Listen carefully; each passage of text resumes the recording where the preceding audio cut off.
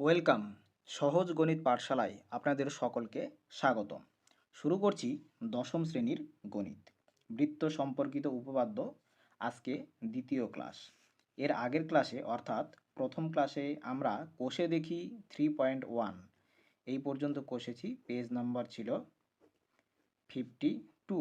আজকে আমরা শুরু করব পেজ নাম্বার 53 থেকে। ঠিক আছে। এর আগের ক্লাসে অর্থাৎ বৃত্ত সম্পর্কিত উপপাদ্যের প্রথম ক্লাসে আমি বৃত্ত সম্পর্কে বিস্তারিতভাবে আলোচনা করেছিলাম। তো তোমাদের বৃত্ত সম্পর্কে যদি কোনো অসুবিধা থেকে থাকে তাহলে এর আগের ক্লাসটি অবশ্যই দেখে নিও, তাহলে বৃত্তের সম্পর্কে সম্পূর্ণ ধারণা ক্লিয়ার হয়ে যাবে। তো চলো আজকে শুরু করব দ্বিতীয় ক্লাস।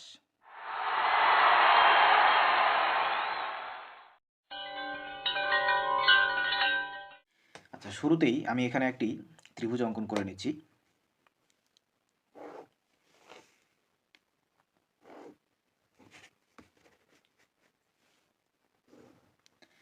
এই দেখো, আমি একটি ত্রিভুজ অঙ্কন করে নিলাম। ত্রিভুজটির নাম দিলাম ABC ত্রিভুজ।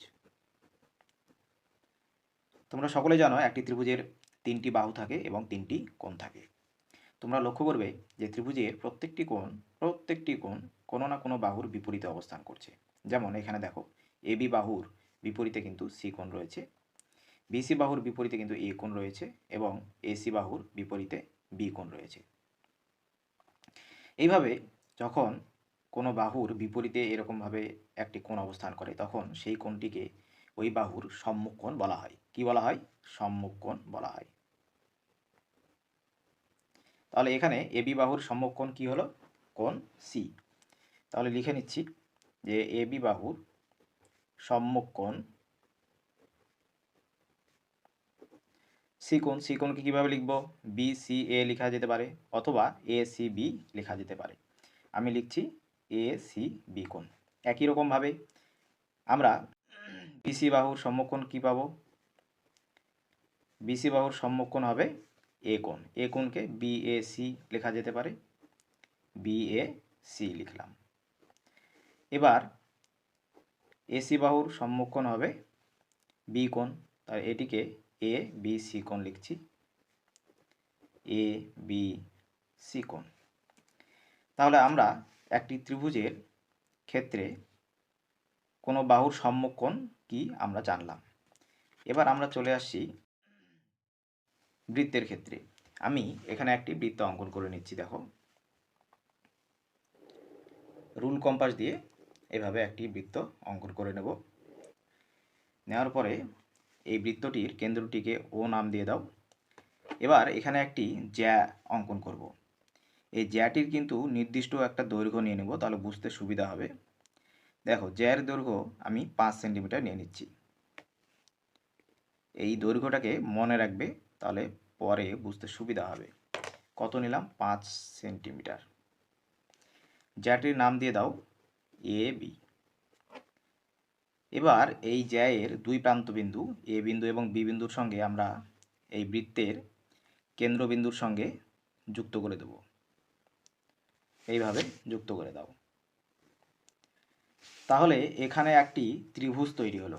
দেখো, এখানে একটি ত্রিভুজ তৈরি হলো। ত্রিভুজটির নাম দেওয়া হলো ও এ বি। এবার এই ত্রিভুজের ক্ষেত্রে দেখো, এ বি বাহুর সম্মুখ কোণ তাহলে কোনটা হবে?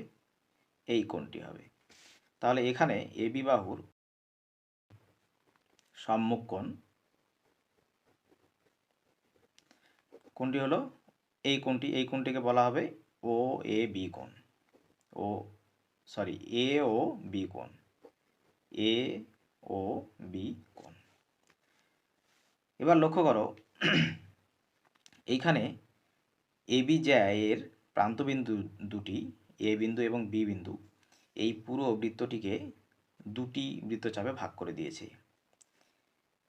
এ থেকে শুরু করে এই নিচ দিক দিয়ে এসে বি পর্যন্ত এই ছোট একটি বৃত্তচাপ। এটিকে চিহ্নিত করার জন্য আমি পি নাম দিচ্ছি এখানে একটা বিন্দু নিয়ে। এ পি বি বৃত্তচাপ। এবং এই উপর দিক দিয়ে এই বড় একটি বৃত্তচাপ। তো যেহেতু এই ছোট বৃত্তচাপটিকে এই পুরো বৃত্ত থেকে কেটে দিচ্ছে, আমরা বলবো যে এ বি জ্যা এই এপিবি বৃত্তচাপটিকে ছিন্ন করছে, এভাবে বলবো। তাহলে আমরা বলবো যে এবি জ্যা দ্বারা ছিন্ন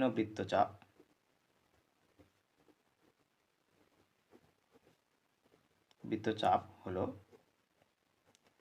এপিবি, এবং বৃত্তচাপ বোঝার জন্য এটির মাথার উপর দিয়ে এইভাবে একটা বক্র রেখাংশ অঙ্কন করে দেব।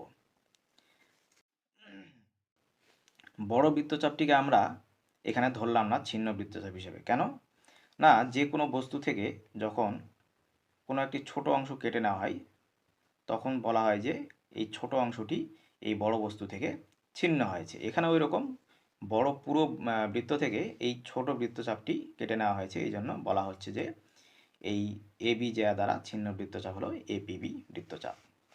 এবার আমরা এই এবি জ্যায়ের যে দৈর্ঘ্য রয়েছে 5 সেন্টিমিটার, এই দৈর্ঘ্যের সমান করে আরেকটি জ্যা অঙ্কন করব। এইখানে আমরা অঙ্কন করে নিচ্ছি 5 সেন্টিমিটার একই সমান দৈর্ঘ্য বিশিষ্ট আরেকটি জ্যা অঙ্কন করব। এই জ্যাটির নাম দিলাম সিডি। তাহলে এখানে দেখো এই সিডি জ্যা দ্বারা কিন্তু তাহলে এই ছোট বৃত্তচাপটি ছিন্ন হয়েছে। এটিকে চিহ্নিত করার জন্য এখানে কিউ নাম দিলাম একটা, ঠিক আছে। আর এইদিকে আমরা যদি কেন্দ্রের সঙ্গে এই প্রান্তবিন্দু দুটি যুক্ত করে দিই, তাহলে এই সিডি এর যে সম্মুখ কোণ সেটি হবে এইটি সিওডি। এটি হচ্ছে সিডি জ্যায়ের কেন্দ্রে উৎপন্ন সম্মুখ কোণ। আর সিডি দ্বারা ছিন্ন বৃত্তচাপ তাহলে কোনটি হলো সিকিউডি। তাহলে লিখব সিডি জ্যা দ্বারা ছিন্ন বৃত্তচাপ হলো সিকিউডি। আর সিডি জ্যা দ্বারা কেন্দ্রে উৎপন্ন সম্মুখ কোণ কি হলো সিওডি। তাহলে সিডি দ্বারা উৎপন্ন সম্মুখ কোণ হলো সিওডি। এখন তোমরা বাস্তব অভিজ্ঞতা থেকে বুঝতে পারবে যে যেহেতু এই জ্যা দুটির দৈর্ঘ্য সমান, সুতরাং একই বৃত্ত থেকে যেহেতু তারা এই দুটি বৃত্তচাপ ছিন্ন করেছে, সেজন্য এই বৃত্তচাপ দুটির দৈর্ঘ্য সমান হবে। তোমরা বাড়িতে এটি প্র্যাকটিক্যালি পরীক্ষা করে দেখতে পারো। সকলের বাড়িতেই সাইকেল রয়েছে। তোমরা সাইকেলের একটা রিং নেবে এবং একটি নির্দিষ্ট দৈর্ঘ্যের পাটকাঠি নেবে। এবার রিংয়ের উপরে ওই পাটকাঠিটিকে এইভাবে জ্যা যেভাবে রাখা আছে এই জ্যায়ের মতো করে রিংয়ের উপরে পাটকাঠিটিকে রাখবে। রাখার পরে পাটকাঠির দুই প্রান্ত রিংয়ের যেখানে যেখানে স্পর্শ করলো সেই জায়গা থেকে রিং বরাবর এইভাবে মাপ নেবে। এভাবে পাটকাঠিটিকে একাধিকবার রিংয়ের উপরে বসাবে এই জ্যায়ের মতো করে। বসিয়ে প্রত্যেকবারেই এই রিং বরাবর যে বৃত্তচাপ তৈরি হবে সেই বৃত্তচাপের মাপ নেবে। দেখবে প্রত্যেকটি ক্ষেত্রেই বৃত্তচাপগুলির দৈর্ঘ্য সমান হবে। আবার আমরা যদি এই কোণগুলিকে চাঁদা দিয়ে মাপি তাহলে দেখতে পাবো যে এই কোণগুলির মানও কিন্তু সমান হচ্ছে। তাহলে দেখো আমরা কি পেলাম? আমরা পেলাম এই বৃত্তচাপ দুটির দৈর্ঘ্য সমান। তাহলে লিখে দিই বৃত্তচাপ দুটি। তাহলে এপিবি বৃত্তচাপ এটি সমান কি পেলাম? সিকিউডি বৃত্তচাপ। আর কি পেলাম? এই জ্যা দুটি দ্বারা উৎপন্ন সম্মুখ কোণ, কেন্দ্রে উৎপন্ন সম্মুখ কোণ দুটিও সমান। তাহলে এখানে সম্মুখ কোণ দুটি কি? এ ও বি, এই কোণ সমান এই কোণ, তাহলে সিওডি। এই দুটি আমরা পেলাম। এবার এখানে দুটি জ্যা দিয়ে দেখানো হয়েছে। আমরা যদি দুটির পরিবর্তে 3টি বা 4টি জ্যা নিয়ে পরীক্ষা করি, তবুও দেখা যাবে যে প্রত্যেকটি ক্ষেত্রেই বৃত্তচাপের দৈর্ঘ্যগুলি সমান হচ্ছে এবং তাদের দ্বারা উৎপন্ন এই কেন্দ্রে সম্মুখ কোণগুলিও সমান হচ্ছে। আমরা এটি বইয়ে 54 পেজে দেখতে পাবো। ঠিক মাঝামাঝিতে একটা কমলা বর্ণের বাক্সে দেওয়া আছে। দেখো, কোনো একটি বৃত্তে সমান দৈর্ঘ্যের জ্যা সমান দৈর্ঘ্যের চাপ ছিন্ন করে এবং কেন্দ্রে সমান সম্মুখ কোণ উৎপন্ন করে। অর্থাৎ যে কোনো একটি বৃত্তে যদি সমান দৈর্ঘ্যের অনেকগুলি জ্যা অঙ্কন করা হয় তাহলে তারা সমান দৈর্ঘ্যের চাপ ছিন্ন করবে এবং তারা প্রত্যেকেই কেন্দ্রে সমান সমান সম্মুখকোণ উৎপন্ন করবে। এবার এটিকে আমরা উল্টো দিক থেকেও বলতে পারি যে মনে করো আমরা জ্যাগুলির দৈর্ঘ্য জানি না, ঠিক আছে, মনে করো এই জ্যাগুলির দৈর্ঘ্য আমরা জানি না, কম না বেশি না ছোট বড় আমরা কিছুই জানি না। এবার জ্যাগুলিকে এইভাবে বৃত্তে অঙ্কন করার পর তাদের দ্বারা ছিন্ন বৃত্তচাপগুলির দৈর্ঘ্য নিলাম মনে করো, নেওয়ার পর দেখলাম যে বৃত্তচাপগুলির দৈর্ঘ্য সমান এবং তাদের দ্বারা উৎপন্ন কেন্দ্রে সম্মুখকোণগুলো মাপও সমান।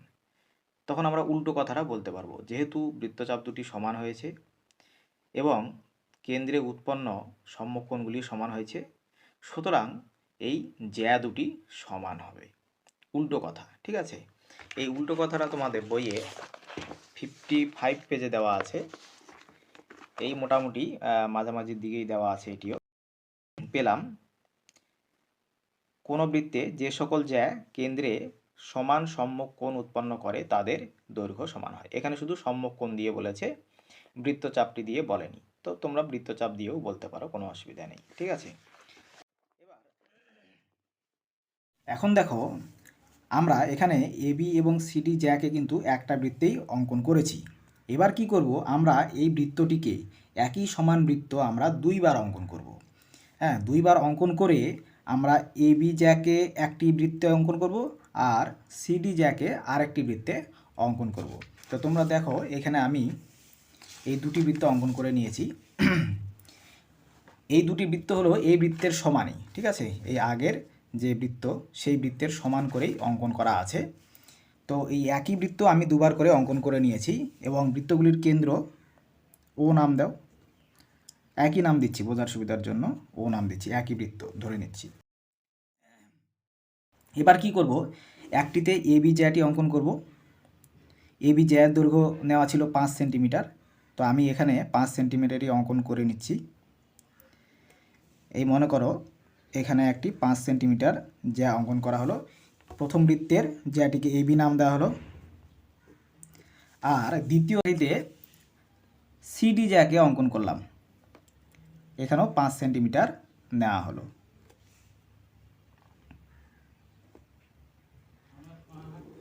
এই মনে করো 5 সেন্টিমিটার নেওয়া হলো, এখানে নাম দেওয়া হলো সিডি। এখন দেখো তোমরা লক্ষ্য করো এই দুটি জ্যা এর আগে একটাই বৃত্তে ছিল, এখন তারা আলাদা বৃত্তে আছে, কিন্তু সব কিছু একই আছে, জ্যাগুলির দৈর্ঘ্যও একই আছে, বৃত্তটার পরিমাপও একই আছে, সমস্ত কিছু একই আছে। তাহলে এখন এবি এবং সিডি জ্যা আলাদা বৃত্ত থাকা সত্ত্বেও এদের দ্বারা যে ফলাফলগুলো পাবো আমরা, অর্থাৎ এর দ্বারা ছিন্ন যে বৃত্তচাপ পাবো আর এই সিডি জ্যার দ্বারা যে ছিন্ন বৃত্তচাপ পাবো, এই দুটি সমান হবে, কারণ সব কিছুই তো একই আছে। আবার এবি জ্যা এই বৃত্তের কেন্দ্রে যে সম্মুখকোণ উৎপন্ন করবে এই কোণ, এবং এই সিডি জ্যা এই বৃত্তের কেন্দ্রে যে সম্মুখকোণ উৎপন্ন করবে এই কোণ, দুটোই সমান হবে, কারণ সব কিছু একই সমান আমরা অঙ্কন করেছি। শুধুমাত্র এখানে তফাৎ কি, এই বৃত্ত দুটির কেন্দ্র আলাদা, এই বৃত্ত দুটির কেন্দ্র আলাদা। তো কেন্দ্র আলাদা হলে আমরা একই বৃত্ত না বলে আমরা বলবো সমান বৃত্ত বা সর্বসম বৃত্ত বা সর্বসম বৃত্ত, এইভাবে আমরা বলতে পারি। আগেরগুলোতে আমরা শিখলাম একই বৃত্তের ক্ষেত্রে, আর এক্ষেত্রে আমরা শিখলাম সর্বসম বৃত্তের ক্ষেত্রে। সম্পূর্ণ ব্যাপারটা একই রকম, শুধু আগেরটাতে ছিল একই বৃত্ত আর এক্ষেত্রে হবে সমান বা সর্বসম বৃত্ত। তো এইগুলি কোথায় দেওয়া আছে, এগুলিও তোমাদের ওই 54 পেজেই দেওয়া আছে, দেখো নিচের দিকে। আগেরটা আমরা পড়েছিলাম, দেখো এই যে এখানে কোনো বৃত্তে কোনো একটি বৃত্তের ক্ষেত্রে দেখো এখানে লেখা আছে। এবার পরেরটা আমরা পড়বো, দেখো এই যে এখানে দেখো সর্বসম বৃত্তে, ওখানে দেওয়া ছিল একটি বৃত্তে আর এখানে সর্বসম বৃত্তে। যেহেতু কেন্দ্র দুটি আলাদা দেওয়া আছে সেই জন্য এখানে সর্বসম ব্যবহার করা হয়েছে। সর্বসম বৃত্তে সমান দৈর্ঘ্যের জ্যা সমান দৈর্ঘ্যের চাপ ছিন্ন করে এবং কেন্দ্রে সমান সম্মুখ কোণ উৎপন্ন করে। সম্পূর্ণ কথাটি আগের মতোই যেরকম ছিল একই রকম, শুধু আগেরটাতে ছিল এখানে কোনো একটি বৃত্তে আর এখানে আছে সর্বসমবৃত্তে। একই রকমভাবে আমরা এর উল্টো কথাটাও বলতে পারি, যদি সর্বসমবৃত্তের ক্ষেত্রে একাধিক জ্যা সমান সম্মুখ কোণ উৎপন্ন করে এবং সমান বৃত্তচাপ ছিন্ন করে, তাহলে সেই জ্যাগুলির দৈর্ঘ্য সমান হবে। এটি দেওয়া আছে 55 পেজে। এই যে এখানে দেওয়া আছে পেলাম, সমান বৃত্তের যে সকল জ্যা কেন্দ্রে সমান সম্মুখ কোণ উৎপন্ন করে তাদের দৈর্ঘ্য সমান। আগেরটাতে দেওয়া ছিল কোনো বৃত্তে, মানে একটি বৃত্তের ক্ষেত্রে এখানে বলেছে, আর আমরা এখানে পাচ্ছি আলাদা আলাদা বৃত্তের ক্ষেত্রে, যেহেতু সর্বসম বা সমান বৃত্ত সেই জন্য এখানে লেখা আছে সমান বৃত্তের যে সকল জ্যা কেন্দ্রে সমান সম্মুখ কোণ উৎপন্ন করে তাদের দৈর্ঘ্য সমান হবে। তাহলে একই সমান বৃত্তের ক্ষেত্রে বা সর্বসম বৃত্তের ক্ষেত্রে আমরা জানলাম। এবার দেখি এই বৃত্ত দুটির আকার যদি অসমান হয়, অর্থাৎ একটি ছোট বৃত্ত এবং একটি বড় বৃত্ত যদি হয়, সেক্ষেত্রে কি ফলাফল দাঁড়াবে। তাহলে চলো, এইখানে আমি দুটি বৃত্ত অঙ্কন করে নিয়েছি, একটি ছোট বৃত্ত এবং একটি বড় বৃত্ত। কেন্দ্রগুলির নাম দিয়ে দাও, একটার নাম দাও ও এবং অপরটির কেন্দ্র নাম দিয়ে দাও ও ড্যাশ। যেহেতু আলাদা বৃত্ত নিয়েছি সেই জন্য একটির কেন্দ্র ও এবং অপরটির নাম দিলাম ও ড্যাশ। এবার এই দুটি বৃত্তে আমি একই সমান জ্যা অঙ্কন করে নেব। এর আগে জ্যাগুলিকে আমি 5 সেন্টিমিটার অঙ্কন করে নিয়েছিলাম, এখানেও আমি 5 সেন্টিমিটার জ্যা অঙ্কন করে নিচ্ছি। দেখো, এইখানে প্রথমটিতে আমি 5 সেন্টিমিটার জ্যাটিকে অঙ্কন করে তার নাম দিচ্ছি এ বি। এবার দ্বিতীয় বৃত্তে অর্থাৎ বড় বৃত্তটিতে একই রকমভাবে 5 সেন্টিমিটার দৈর্ঘ্যের একটি জ্যা অঙ্কন করে নিচ্ছি এবং তার নাম দেব সিডি। নাম দেব সিডি। এখন তোমরা ভালো করে লক্ষ্য করো যে এই যে এ বি জ্যা এবং সিডি জ্যায়ের দৈর্ঘ্য কিন্তু সমান, একই সমান দৈর্ঘ্য। কিন্তু দেখো এইখানকার যে বৃত্তচাপটি ছিন্ন হয়েছে, এ বি জ্যা এই বৃত্ত থেকে যে বৃত্তচাপটি ছিন্ন করেছে তার দৈর্ঘ্য দেখো, আর এইখানে বড় বৃত্তে সিডি জ্যা যে বৃত্তচাপটি ছিন্ন করেছে তার দৈর্ঘ্য দেখো। এই বৃত্তচাপটি অনেক ছোট কিন্তু এই বৃত্তচাপটি অনেক বড়। দেখো, এর দৈর্ঘ্য অনেক বড় হবে, বেশি হবে, এর দৈর্ঘ্যটা অনেক কম হবে। তাহলে দেখো, বৃত্ত যখন সমান হচ্ছে না তখন কিন্তু একই সমান জ্যা দ্বারা ছিন্ন বৃত্তচাপের দৈর্ঘ্য সমান হচ্ছে না। আবার তোমরা যদি এখন এই প্রান্তবিন্দু দুটিকে কেন্দ্রবিন্দুর সঙ্গে যুক্ত করে দাও তাহলে আমরা সম্মুখ কোণগুলি পাব। এবার এখানে যুক্ত করো এই বৃত্তের ক্ষেত্রে।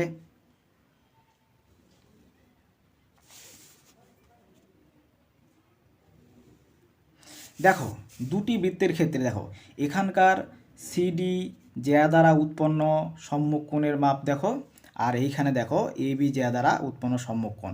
এই কোণটি অনেক বড়, এই কোণটি অনেক ছোট। সুতরাং আমরা কি পেলাম যে বৃত্ত যদি সমান না হয়, অসমান বৃত্তের ক্ষেত্রে সমান জ্যা সমান সমান চাপ ছিন্ন করবে না, আবার সমান সম্মুখ কোণও উৎপন্ন করবে না। এবারে শুরু করছি আর একটি নতুন বিষয়। দেখো, এই খাতার পাতাটিকে একটি সমতল হিসেবে ধরে নেওয়া যায়। আমি এই খাতার পাতার উপরে একটি বিন্দু নিলাম, যে কোনো একটি বিন্দু নিলাম। এবার এই বিন্দু দিয়ে যাবে এরকম কতগুলি বৃত্ত অঙ্কন করা যাবে, বা এই বিন্দুগামী কতগুলি বৃত্ত অঙ্কন করা যাবে, এটি ভালো করে বুঝতে হবে। আমি কিন্তু বলিনি যে এটিকে কেন্দ্র করে কতগুলি বৃত্ত অঙ্কন করা যাবে, আমি বলেছি এই বিন্দু দিয়ে যাবে এরকম কতগুলি বৃত্ত অঙ্কন করা যাবে, কেন্দ্র অন্য জায়গায় হতে পারে। ঠিক আছে, তো দেখো আমরা আমাদের বোঝার সুবিধার জন্য এইখানে বৃত্তগুলি অঙ্কন করতে পারি।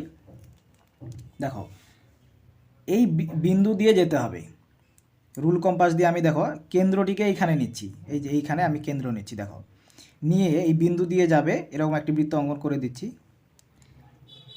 এইভাবে মোটামুটি একটা বৃত্ত অঙ্কন করে নেওয়া হলো। দেখো এইভাবে।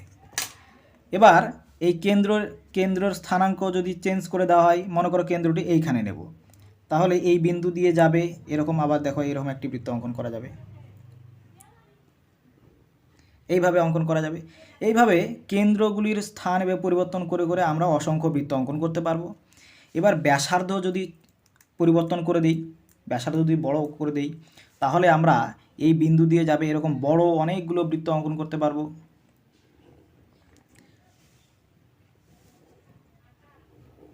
এই দেখো একটা বৃত্ত অঙ্কন হলো। এবার এটিকে একটু সরে দাও, তাহলে সরে দিলে, কেন্দ্র দিকে সরে দিলে, তাহলে এইরকমভাবে আমরা বৃত্ত অঙ্কন করতে পারবো। এইভাবে কেন্দ্রবিন্দুর স্থানাঙ্ক পরিবর্তন করে করে এবং ব্যাসার্ধের দৈর্ঘ্য পরিবর্তন করে করে আমরা অসংখ্য বৃত্ত অঙ্কন করতে পারবো। কতগুলি? অসংখ্য বৃত্ত অঙ্কন করতে পারবো। এই অসংখ্য বৃত্ত কয়টি বিন্দু দিয়ে অঙ্কন করছি? একটি বিন্দু দিয়ে। তাহলে একটি বিন্দুগামী অসংখ্য বৃত্ত অঙ্কন করা যাবে। ঠিক আছে, এবার আমরা একটি বিন্দুর পরিবর্তে দুটি বিন্দু নেব। ঠিক আছে, এই মনে করো দুটি বিন্দু নেওয়া হলো।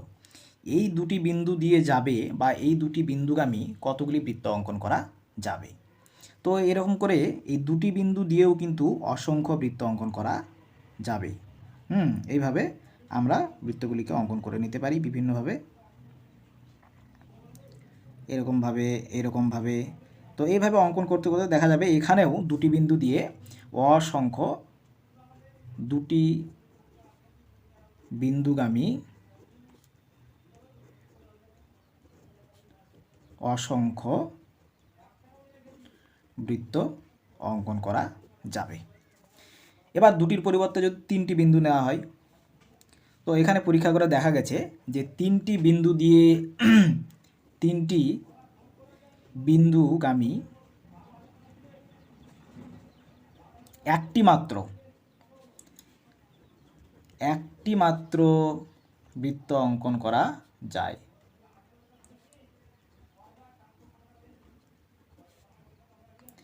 এই কথাগুলি মনে রাখতে হবে। তাহলে একটি বিন্দুগামী অসংখ্য বৃত্ত অঙ্কন করা যায়, দুইটি বিন্দুগামী অসংখ্য বৃত্ত অঙ্কন করা যায়, কিন্তু তিনটি বিন্দুগামী শুধুমাত্র একটি বৃত্ত অঙ্কন করা যায়। এটি পরীক্ষা করে দেখা গেছে এবং এ বিষয়ে তোমাদের একটি উপপাদ্য প্রমাণ রয়েছে। তো উপপাদ্যের প্রমাণটি তোমাদের সিলেবাসে নেই, তোমাদের শুধু উপপাদ্যটিকে মনে রাখতে হবে। দেখো আমি দেখিয়ে দিচ্ছি। এই দেখো উপপাদ্য 31, তিনটি অসমরেখ বিন্দু দিয়ে একটি মাত্র বৃত্ত অঙ্কন সম্ভব, প্রমাণ মূল্যায়নের অন্তর্ভুক্ত নয়। অর্থাৎ এই প্রমাণটা তোমাদের পরীক্ষায় আসবে না, শুধুমাত্র এই উপপাদ্যের কথাটিকে মনে রাখতে হবে এবং এটিকে মনে রেখে আমরা অন্য উপপাদ্যে এটিকে কাজে লাগাবো। তো এবার দেখো এখানে যে তিনটি বিন্দু নেওয়া হয়েছিল তারা কিন্তু একই সরলরেখায় নেই। যদি এই তিনটি বিন্দু একই সরলরেখায় থাকতো তাহলে কি আমরা এই তিনটি বিন্দু দিয়ে বৃত্ত অঙ্কন করতে পারতাম?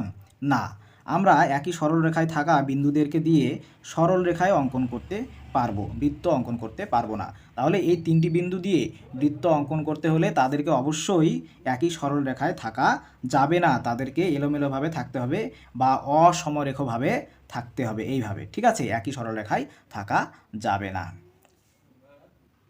এবারে যদি চারটি বিন্দু নেওয়া হয় তাহলে কি ঘটনা ঘটবে? তো তিনটি বিন্দু দিয়ে আমরা তো বৃত্ত অঙ্কন করতে পারছি, তাই না? আমরা বোঝার সুবিধার জন্য আগে একটি বৃত্ত অঙ্কন করে নিচ্ছি।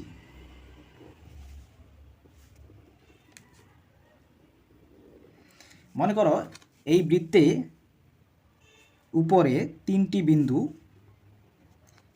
নাম দিয়ে নাও পি কিউ আর। মনে করো এই পি কিউ এবং আর বিন্দু দিয়ে এই বৃত্তটি অঙ্কন করা হয়েছে। এবার আমরা চারটি বিন্দু দিয়ে যদি বৃত্ত অঙ্কন করতে যাই তাহলে চতুর্থ বিন্দুটি কোথায় থাকতে হবে? এই বৃত্তের উপরেই কোথাও না কোথাও থাকতে হবে, কারণ আমরা জানি যে তিনটি বিন্দু দিয়ে একটি মাত্র বৃত্ত অঙ্কন করা সম্ভব। এবার চতুর্থ বিন্দুটি তাহলে কোথায় থাকতে হবে? এই বৃত্তের উপরেই কোথাও না কোথাও থাকতে হবেই। যদি বিন্দুটি এই বৃত্তের উপরে অবস্থিত না হয়ে এইখানে যদি হয় বা এর বাইরে কোথাও হয় তাহলে কিন্তু তখন চারটি বিন্দু দিয়ে বৃত্ত অঙ্কন করা যাবে না।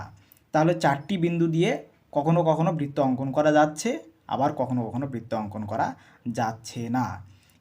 এবার যদি এই 4টি বিন্দু দিয়ে বৃত্ত অঙ্কন করা সম্ভব হয় তাহলে আমরা বৃত্ত অঙ্কন করে নেব।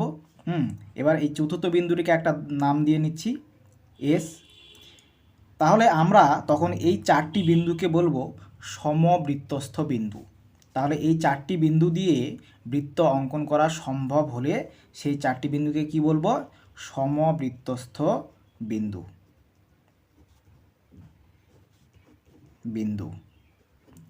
ঠিক আছে।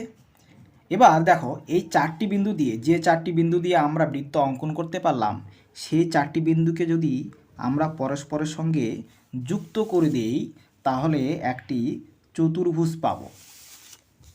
এখানে একটি চতুর্ভুজ তৈরি হবে। এই কথার অর্থ কি হলো? যে এই চতুর্ভুজের 4টি শীর্ষবিন্দু দিয়ে একটি বৃত্ত অঙ্কন করা যাচ্ছে। বা উল্টো দিক থেকে বলতে পারি যে এই চতুর্ভুজের 4টি শীর্ষবিন্দু একটি বৃত্তের উপরে অবস্থিত। তখন আমরা এই চতুর্ভুজটিকে বলবো বৃত্তস্থ চতুর্ভুজ। কি চতুর্ভুজ? বৃত্তস্থ চতুর্ভুজ।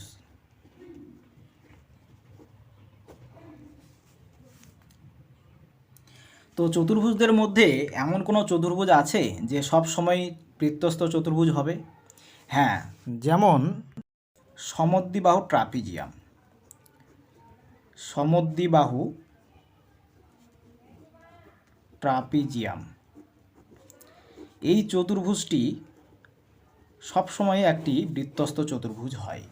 এটির আকার বড় হোক ছোট হোক যে কোনো আকারের হোক না কেন, এই সমদ্বিবাহু ট্রাপিজিয়ামের 4টি শীর্ষবিন্দু দিয়ে সবসময় একটি বৃত্ত অঙ্কন করা যায়। তো এখন এই সমদ্বিবাহু ট্রাপিজিয়াম নিয়ে একটু আলোচনা করি। দেখো, ট্রাপিজিয়াম কাকে বলে? যখন কোনো চতুর্ভুজের একজোড়া বিপরীত বাহু সমান্তরাল হয়, যে কোনো একজোড়া বিপরীত বাহু সমান্তরাল হয়, তখন সেই চতুর্ভুজকে বলা হয় ট্রাপিজিয়াম। তো সেক্ষেত্রে আমরা সামন্তরিককে একটি ট্রাপিজিয়াম বলতে পারি। হ্যাঁ, সামন্তরিকের একজোড়া বিপরীত বাহু তো সমান্তরাল আছেই, তার সঙ্গে অপর জোড়া বিপরীত বাহু সমান্তরাল আছে। তো অপর জোড়া বিপরীত বাহু সমান্তরাল হলেও ট্রাপিজিয়াম হবে, না হলেও ট্রাপিজিয়াম হবে। এবার আসছি সমদ্বিবাহু ট্রাপিজিয়ামের ক্ষেত্রে। তো সমদ্বিবাহু ট্রাপিজিয়ামের ক্ষেত্রে কি হবে? এর ক্ষেত্রে একজোড়া বিপরীত বাহু তো সমান্তরাল হবেই, তার সঙ্গে অপর যে বাহুজোড়া আছে সেই বাহুজোড়া তির্যক হতে হবে। তির্যকতার অর্থ হলো তারা যখন পরস্পর এইভাবে বৃদ্ধি পাবে তখন কোথাও না কোথাও গিয়ে পরস্পরের সঙ্গে এইভাবে ছেদ করবে। আর একটা হতে হবে, এই তির্যক বাহু দুটি সমান হতে হবে। তাহলে ট্রাপিজিয়ামের শর্ত ছিল যে কোনো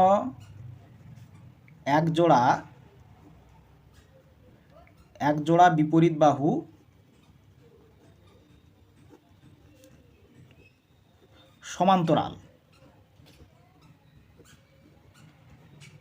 সমান্তরাল হতে হবে, তাহলে সেই চতুর্ভুজটি ট্রাপিজিয়াম হবে। এবার সমদ্বিবাহু ট্রাপিজিয়ামের ক্ষেত্রে কি হলো? এর সঙ্গে আরও কন্ডিশন যোগ হবে। অপর জোড়া বিপরীত বাহু কীরকম হবে? তির্যক হবে এবং কি হবে? সমান হবে। তির্যক এবং সমান। তাহলে আমরা ছবির মাধ্যমে একবার যাচাই করে নিই। যে চতুর্ভুজের একজোড়া বিপরীত বাহু সমান্তরাল এবং অপর জোড়া, এই অপর জোড়া বিপরীত বাহু কী হবে? তির্যক হবে, অর্থাৎ তারা পরস্পরের সঙ্গে মিলিত হবে যদি বৃদ্ধি করা হয়, এবং সমান হবে, এর দৈর্ঘ্যটাও সমান হবে। সেই চতুর্ভুজকে বলা হচ্ছে সমদ্বিবাহু ট্রাপিজিয়াম। তোমরা এবার বলো দেখি, এই সামন্তরিক কি সমদ্বিবাহু ট্রাপিজিয়াম হবে? উত্তর হবে না। কেন হবে না সমদ্বিবাহু ট্রাপিজিয়াম? না, সমদ্বিবাহু ট্রাপিজিয়ামের একজোড়া বিপরীত বাহু সমান্তরাল হতে হয়। এটি ঠিক আছে, সামন্তরিকেরও একজোড়া বিপরীত বাহু সমান্তরাল আছে, কিন্তু অপর জোড়া বিপরীত বাহু কী হতে হবে? তির্যক এবং সমান হতে হবে। তো সামন্তরিকের অপর জোড়া বিপরীত বাহু কিন্তু তির্যক হয় না, তারা সমান্তরাল হয়। এজন্য এটি সমদ্বিবাহু ট্রাপিজিয়াম হবে না। সমদ্বিবাহু ট্রাপিজিয়াম হবে না, কিন্তু ট্রাপিজিয়াম হবে, ঠিক আছে, সমদ্বিবাহু ট্রাপিজিয়াম হবে না। এবারে আসি লম্ব দূরত্ব। লম্ব দূরত্ব কি? দেখো, আমি একটি বিন্দু নিয়ে নিচ্ছি, নাম দিচ্ছি পি বিন্দু। এবার তার নিচ দিয়ে একটি সরলরেখা নিয়ে নিচ্ছি, তার নাম দিচ্ছি এবি সরলরেখা। পি বিন্দু থেকে এই সরলরেখার উপরে বিভিন্ন বিন্দুতে অনেকগুলি আমরা রেখাংশ অঙ্কন করতে পারবো। মনে করো এই একটি রেখাংশ অঙ্কন করা হলো, এই একটি রেখাংশ অঙ্কন করা হলো, এই একটি রেখাংশ অঙ্কন করা হলো। এইভাবে অসংখ্য রেখাংশ আমরা অঙ্কন করতে পারি। এবার এই রেখাংশগুলির মধ্যে যে রেখাংশটি এবি সরলরেখার সঙ্গে লম্বভাবে অবস্থান করছে সেই রেখাংশের দৈর্ঘ্যকেই বলা হবে পি বিন্দু থেকে এবি সরলরেখার লম্ব দূরত্ব। মনে করো এই সরলরেখাটি এবি সরলরেখার সঙ্গে লম্বভাবে আছে। এই রেখাংশটির একটি নাম দিয়ে নাও, এখানে নাম দাও ডি। পিডি সরল রেখাংশ এবি এর সঙ্গে লম্বভাবে আছে। তাহলে এই পিডি এর দৈর্ঘ্যই হবে পি বিন্দু থেকে এবি সরলরেখার লম্ব দূরত্ব। এখন এই পিডি সরলরেখাংশ এবি এর সঙ্গে লম্বভাবে আছে কিভাবে বুঝব? এই যে এখানে যে দুটি কোণ উৎপন্ন হবে সেই দুটি কোণের মান হবে 90 ডিগ্রি। তাহলে আমরা বুঝব যে এই সরলরেখাংশটি এবি সরলরেখার সঙ্গে লম্বভাবে অবস্থান করছে। তাহলে আমরা লম্ব দূরত্ব কাকে বলবো?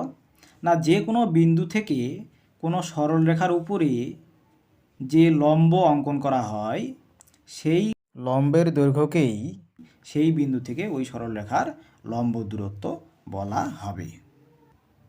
এবারে আমি একটি বৃত্ত অঙ্কন করছি। দেখো, এই মনে করো এখানে ও কেন্দ্রীয় একটি বৃত্ত নেওয়া হলো। এবার এই বৃত্তে একটি জ্যা অঙ্কন করা হলো এবি। তাহলে এই ও কেন্দ্র থেকে এই জ্যায়ের উপর যে লম্ব অঙ্কন করা হবে সেটি হবে এই বিন্দু থেকে এই জ্যায়ের লম্ব দূরত্ব। এটির নাম দাও পি। O P. তাহলে এবি জ্যায়ের উপরে ও বিন্দু থেকে ওপি লম্ব অঙ্কন করা হলো। তাহলে এখানে ও কেন্দ্র থেকে এবি জ্যায়ের দূরত্ব বা লম্ব দূরত্ব হচ্ছে ওপি।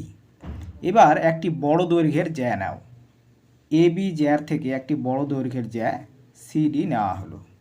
তাহলে এখন সিডি জ্যায়ের লম্ব দূরত্ব কত হবে? এইখানে পি এর নাম দাও কিউ, ও কিউ। তাহলে দেখো ও কিউটা কিন্তু অনেক ছোট। কার থেকে? ওপি এর থেকে। ওপি এর থেকে ও কিউটা অনেক ছোট। তার মানে আমরা কি বুঝতে পারলাম? যে জ্যায়ের দৈর্ঘ্য যখন বেড়ে যাচ্ছে তখন কিন্তু কেন্দ্র থেকে তার দূরত্ব কমে যাচ্ছে, আর জ্যায়ের দৈর্ঘ্য যখন ছোট হচ্ছে তখন কেন্দ্র থেকে তার দূরত্ব বেড়ে যাচ্ছে। এইভাবে আমরা যে ব্যাস অঙ্কন করব সেই ব্যাস তো সবসময় কেন্দ্রের উপর দিয়েই যাচ্ছে। তাহলে কেন্দ্র থেকে ব্যাসের দূরত্ব কত হবে? ব্যাসের দূরত্ব হবে 0, কারণ ব্যাস সবসময় কেন্দ্রের উপর দিয়েই যায়।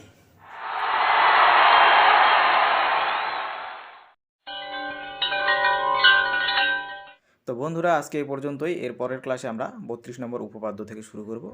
তো তোমরা এই চ্যানেলটিকে অবশ্যই সাবস্ক্রাইব করবে, ভিডিওগুলোকে লাইক করবে, শেয়ার করবে, আর ভিডিওগুলোতে অবশ্যই কমেন্ট করবে। আজকে এই পর্যন্ত। ওকে, বাই।